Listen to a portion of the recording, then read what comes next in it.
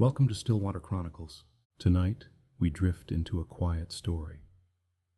A story about something that was never fully explained. A case that slowly faded not because it was solved, but because it became too quiet to follow. There are places where time seems to rest, where footsteps sound softer, and where even unanswered questions feel distant.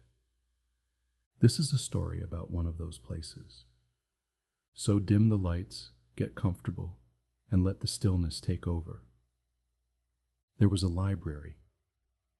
Not the kind people visited often, and not the kind filled with voices or movement. This one stood at the edge of a quiet town, older than most of the buildings around it, its walls carrying the soft weight of years that no one kept track of anymore. The doors were tall and wooden, always slightly cold to the touch. Inside, the air was still, not empty, but settled. Dust moved slowly through the light as if even it had nowhere urgent to be. In this library worked a man named Elias Verne. He was not well known outside the building, but inside he knew every shelf, every corner, and every quiet space where the light faded into shadow. He had been there for years, though no one could say exactly how many. That seemed fitting, because time inside that library never felt entirely certain. The library had a rhythm that could not be heard clearly, but could be felt. Pages turned softly, wood settled under its own weight, and footsteps echoed in a way that never seemed to belong to anyone in particular. Elias moved through it all with quiet ease. Each morning he unlocked the doors, and each evening he closed them again. In between, very little changed. Sometimes a visitor would arrive, rarely more than one or two. They did not speak loudly, and most did not speak at all. They walked between the shelves, paused, chose a book, and then left, always quietly and without drawing attention. Elias never asked questions. He simply observed, because in a place like that, questions felt unnecessary. It began in the smallest possible way. One evening, just before closing, Elias noticed a book out of place. It was not unusual for books to be returned incorrectly, but this one felt different.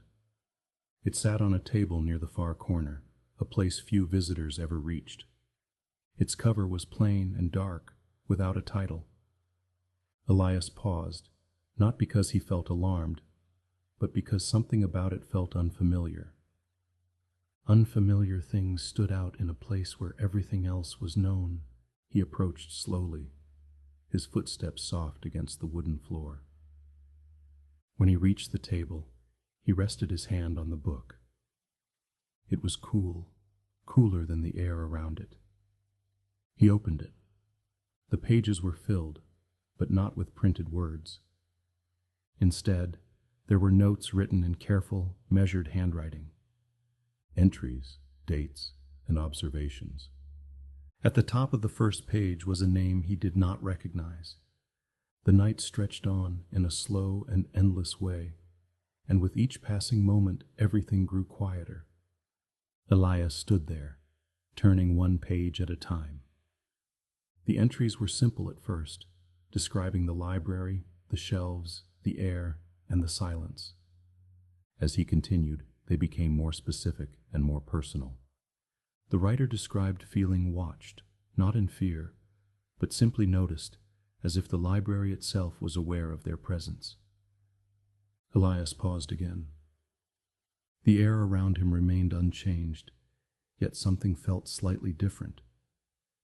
Not louder and not darker, just different. The next evening he returned to the same table, but the book was gone. For a moment he wondered if he had imagined it, but the memory remained clear and steady. So he began to look for it, not urgently, but gently. He searched between shelves, across tables, and along the edges of rooms rarely used. Days passed, then weeks. The library remained as it had always been, still, calm, and unchanging. Except for the quiet feeling that something had shifted. Eventually, he found the book again. It was not where it had been before, but deeper inside the library in a section that was rarely visited. The shelves there grew taller, and the light grew softer. The book rested as if it had always belonged. Elias opened it once more, and this time there were new entries written after the last time he had seen it. The handwriting was the same, calm and steady, but the words had changed. They spoke of time and of losing track of it. They described entering the library and not remembering when. They described walking through aisles that seemed longer than before and quieter than before. Always quieter. The night stretched on in a slow and endless way, and with each passing moment, everything grew quieter. Elias continued reading without urgency, guided only by quiet curiosity. Then he reached the final page.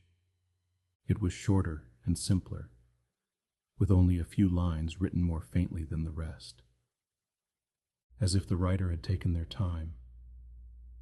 It said that the place did not lose people, but kept them gently and quietly. Elias closed the book slowly and carefully. For a moment he stood there, listening. And in that moment something shifted. Not suddenly and not loudly, but gently, like a door opening somewhere far away.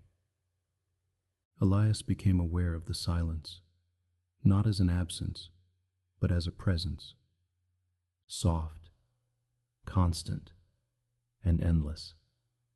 He opened the book again, drawn by something he could not name. The final page remained, unchanged at first. Then, slowly, a new line began to appear beneath the last. The ink formed carefully, as though guided by an unseen hand. Elias watched without moving. The words described the room exactly as it was.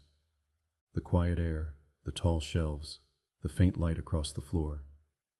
They described a man standing alone, holding a book. They described him without hesitation, without error. Elias felt no urgency, no fear, only a quiet awareness settling into place.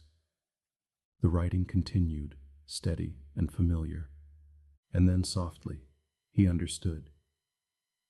The handwriting was his. He looked at the page again, and the distance between reader and writer no longer felt real.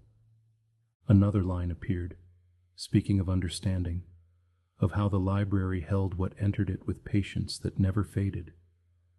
Elias rested his fingers lightly against the page. The silence around him felt full now, not empty, but present. He turned back to the first page, to the name written there. It no longer felt unfamiliar. It felt like something that had come before him, a place once held by someone else, a voice that had quietly disappeared into the stillness. He closed the book gently, not to put it away, but to keep it, to hold it the same way the library seemed to hold everything within it, softly and without force. And as he stood there, surrounded by the quiet shelves and the slow, drifting dust, he understood what came next. Somewhere, at some time, another visitor would arrive. They would walk through the library without urgency. They would move between the shelves in silence. And eventually, without knowing why, they would find the book. Elias held it calmly in his hands, waiting. Not for escape, but for continuation. The night stretched on in a slow and endless way, and with each passing moment everything grew quieter and softer and still. And somewhere within that quiet, a new reader was already on their way. Thank you for listening to Stillwater Chronicles, where even the quietest places can hold the longest stories, and the softest mysteries are the ones that stay with us. Rest now, and I will see you soon in the next story.